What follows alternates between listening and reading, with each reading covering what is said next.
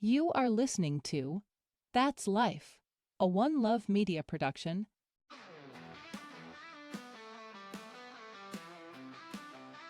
All right. Welcome back to That's Life, the show where we dive deep, keep it real, and occasionally make you laugh until you snort. I'm your host, Kyle Fields, and today we're talking about something that might make a few of you squirm in your seats. Vulnerability. Yeah, that thing we all avoid like the gym after a New Year's resolution. But here's the deal. Being vulnerable isn't a weakness. It's a superpower. It's how we build real connections, grow as people, and avoid turning into emotionless robots, where we only communicate through sarcastic memes. And trust me, I get it. Letting people see the real you can be terrifying. But today, we're going to break it down. Figure out why vulnerability is a key to deeper relationships. And, of course, we'll have some laughs along the way. So sit back, relax, and get ready, because today we're learning how to drop the emotional armor and embrace the power of being real. So what do you say? Let's get into this. Society treats vulnerability like it's a contagious disease. Think about it. When someone starts getting too real, too emotional, too raw, what do people say? Man up. Keep it together. Don't let them see you sweat. We're basically trained from birth to bottle up our feelings like it's an Olympic sport. And honestly, we're damn good at it.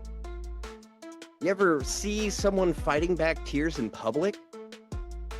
They start blinking like their eyes are malfunctioning, looking up at the ceiling like the answer to all of life's problems is written on an air vent. Or they hit you with the classic, "I'm fine," but their voice cracks in a way that lets you know that they are definitely not fine. But here's the kicker. The same society that shames vulnerability also eats it up. We cry over movie monologues where the tough guy finally admits he's scared. We ugly sob over the contestants on talent shows who share their struggles before nailing that high note. We crave realness, yet we're terrified to show it ourselves. Make it make sense. And let's talk about social media for a second. We live in a world where people will post a picture of their breakfast with hashtag blessed, but won't admit they cried in the car for 15 minutes before work. We curate our lives like a highlight reel, only showing the best angles, the best moments, and none of the mess. But you know what's wild? When someone actually does get real, when they post about struggling, healing, growing, those posts blow up because deep down, we're all starving for authenticity. The truth is, vulnerability isn't weakness. It's just honesty. And if we weren't so scared of looking soft, we'd realize that the most badass thing you can do is actually be real with yourself and others.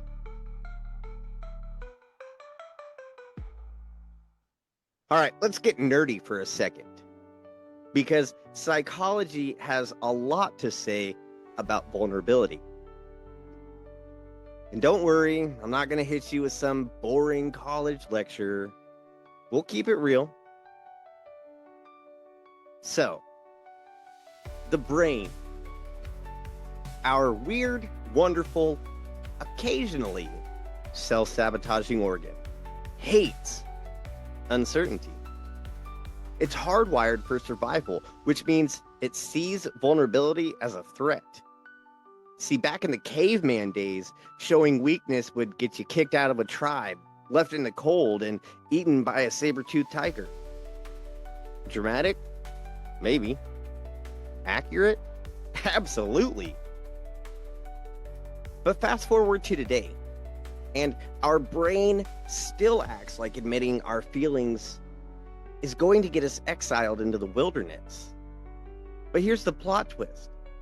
Vulnerability isn't just emotional, it's biological. When we share our feelings, our brain releases oxytocin, aka the bonding hormone, aka that feel-good stuff. It's the same chemical that floods a mother's brain when she holds her baby for the first time, or what makes you feel connected to someone after a deep late-night conversation. Our brains are literally designed to reward vulnerability. But we fight it hard. We think bottling things up makes us stronger. But all it really does is turn us into emotional pressure cookers. And we all know what happens when pressure builds up in one of those for too long. It explodes. That's why so many people hit breaking points. They spent years convincing themselves that vulnerability is dangerous, only to find out the hard way that avoiding emotions doesn't make them disappear. It just makes them louder. And let's be real, some of the most successful, admired people in the world got where they are today because they embraced vulnerability. You think Oprah built an empire by pretending everything was fine? No. She shared her story, her struggles, and people connected with her because of it. So, if you've been avoiding vulnerability because you think it makes you weak, guess what? Science literally says otherwise. Vulnerability isn't a weakness. It's a connection, a healing, and a growth. And if you need a practical way to start, how about try actually telling someone how you feel without adding, haha, just kidding, at the end. Baby steps, fam. Baby steps.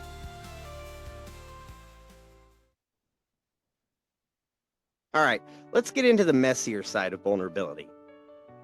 Our emotions. Yeah, the stuff we like to pretend we've got under control, even when we're out here making totally fine playlists full of sad songs. See, the truth is, emotions are wild.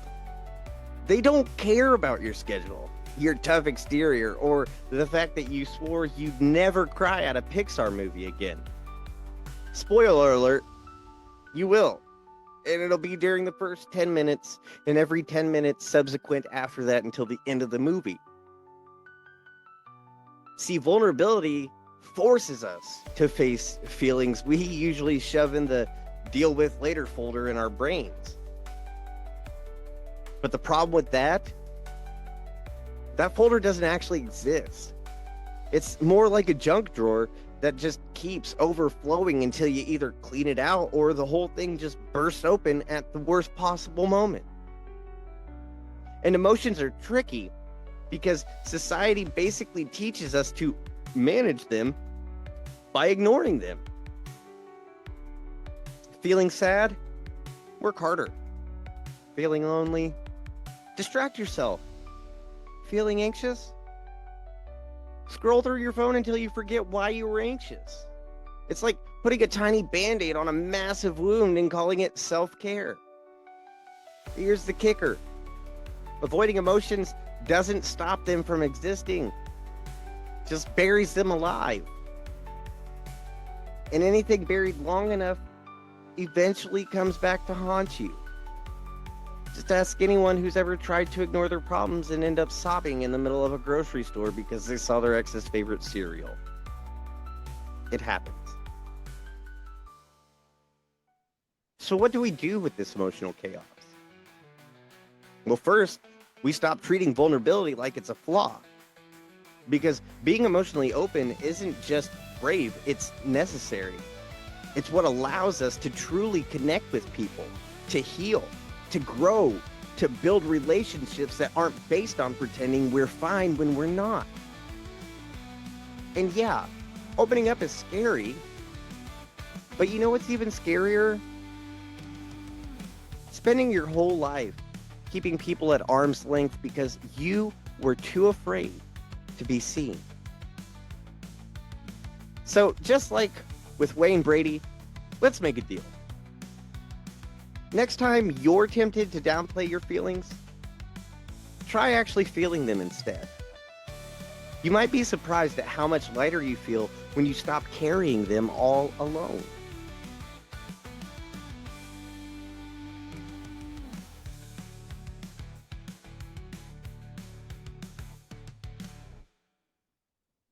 All right, let's talk about vulnerability in relationships. The good, the bad, and the straight up terrifying. Because if we're being honest, relationships are the ultimate vulnerability test. Think about it. You meet someone new, and at first, it's all fun and games. You show them the highlight reel, the best jokes, the cutest pictures, the well-rehearsed stories that make you seem charming but not too weird.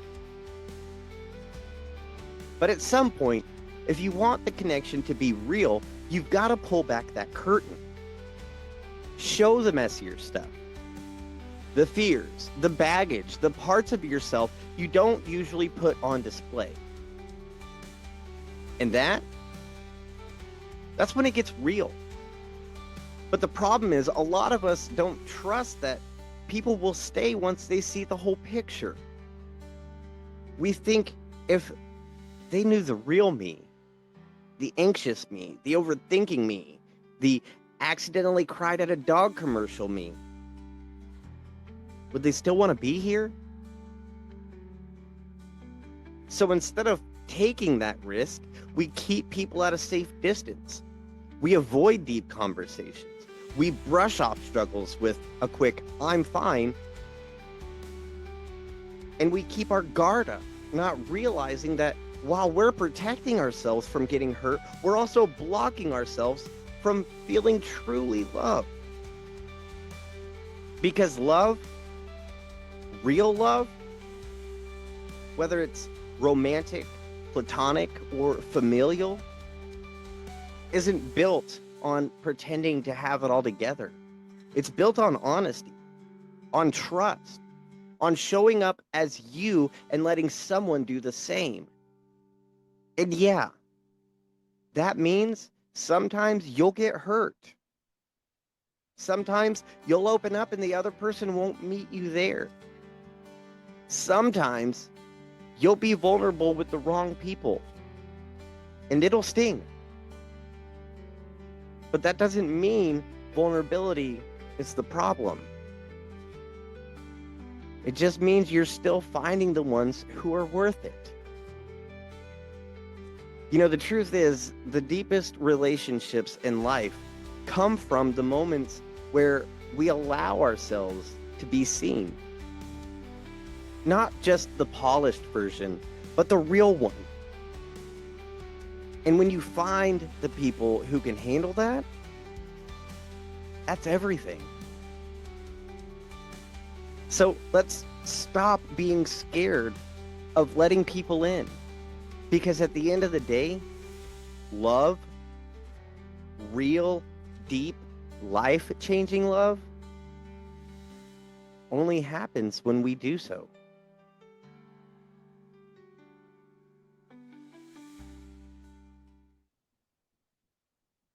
Society has this weird relationship with vulnerability. On one hand, we love an underdog story. We eat up the movies where the main character struggles, breaks down, then rises from the ashes like some dramatic phoenix with a motivational soundtrack in the background. But when it comes to real life, oh no, we want everyone to have it together at all times. We tell people, be strong, keep your chin up, don't let them see you sweat. And if someone actually opens up about their struggles, society suddenly turns into that one awkward guy at a party who doesn't know how to handle emotions. You know, just nodding and slowly backing away. Think about how we treat mental health. If someone admits they're struggling, they're often met with useless advice like, just think positive, or have you tried not being depressed? Oh, wow, Karen, I hadn't thought of that. Let me just flip my mental health switch to off real quick. Or what about in the workplace? Vulnerability is often seen as a weakness. You're supposed to be confident and unshakable at all times. But in reality, the best leaders are the ones who can say, hey, I don't have all the answers, but I'm willing to figure it out.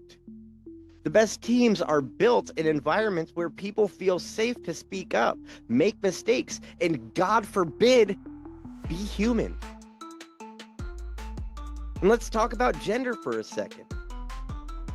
Society tells men that vulnerability is a weakness, and women that are too emotional is a problem. It's like, what do y'all want? Emotionless robots just walking around pretending everything is fine while they're internally screaming? Because let me tell you, that's how we end up with hefty therapy bills and rage-filled Yelp reviews. But the truth is, the more we suppress vulnerability, the more we isolate ourselves. The more we pretend we're fine when we're not, the harder it becomes to reach out when we actually need help. So maybe it's time to change the narrative. Maybe instead of treating vulnerability like a defect, we should recognize it as a superpower. Because when people feel safe to be real at home, at work, in relationships, that's when real progress happens. That's when people heal. That's when communities become stronger. So the next time someone opens up to you, don't be that awkward guy at the party. Just listen. Let people be human. And maybe, just maybe, take a break from the everything's fine act and let yourself be human too.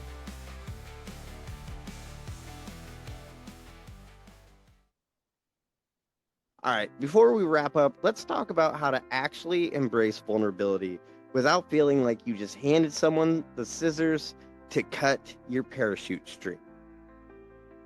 Number one, start small.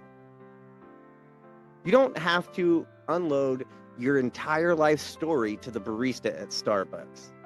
That's called trauma dumping, and that is a no-no. Begin sharing small truths with people you trust. Number two, choose the right people. Vulnerability is powerful, but it's not for everyone. Some folks just are not emotionally safe. Number three, stop tying your worth to reactions. Some people won't know how to handle your openness, and that's their problem, not yours. Number four, understand that vulnerability is a strength.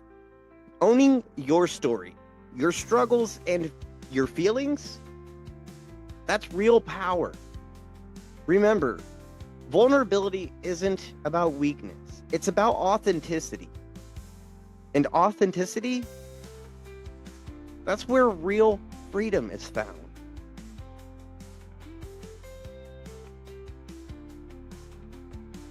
So if there's one thing we've learned today, it's that vulnerability isn't a weakness. It's the foundation of real connection. It's the thing that turns surface level friendships into lifelong bonds.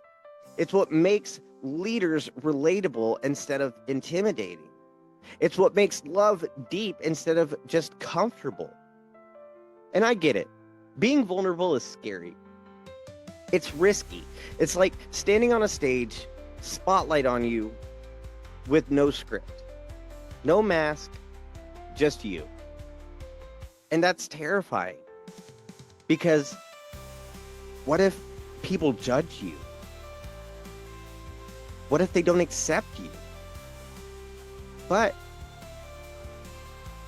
What if they do? What if opening up leads to the kind of relationships you've always craved? What if letting yourself be seen is the very thing that gets you where you're meant to be? Because here's the truth. Every time you allow yourself to be vulnerable, you're giving the world a chance to love the real you. Not the filtered, curated, everything's fine version, but the messy, flawed, beautiful human being that you are. And isn't that worth the risk? So take that step. Have that conversation. Let your guard down. The right people, the ones who truly matter, will never see your vulnerability as a burden. They'll see it as a gift. All right, family, that's a wrap for this week's episode. And as always, if this resonated with you, if something in this episode hit home, please be sure to share it, pass it along, like, subscribe, comment, get other people to do the same, because we are out here building a community of real, raw, unfiltered connections. And next week, oh baby, next week is going to be good. We're diving into finding your life's purpose, how to discover it, how to align with it, and what to do when you feel completely lost. Trust me, you don't want to miss it.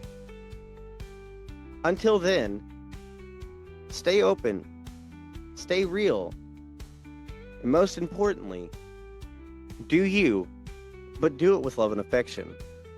I'm Kyle Fields, and that's life.